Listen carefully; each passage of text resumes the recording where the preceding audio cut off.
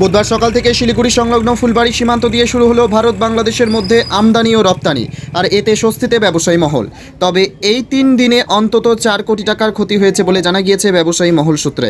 4 August থেকে বাংলাদেশে অচলাবস্থা শুরু হতেই সীমান্ত দিয়ে আমদানি ও রপ্তানি প্রক্রিয়া বন্ধ করার সিদ্ধান্ত নেয় ভারত সরকার। সীমান্ত বন্ধ হতেই সীমান্তের কাছেই সারি সারি লাইন দিয়ে ট্রাকগুলি অপেক্ষায় দাঁড়িয়ে থাকে।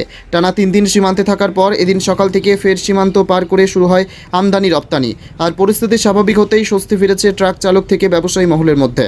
তা না হলে ক্ষতির পরিমাণ আরও বাড়ার আশঙ্কা ছিল। তবে এদিন সকাল থেকে শুধুমাত্র ভুটানের গাড়ি বাংলাদেশে যাওয়ার অনুমতি দেওয়া হয়।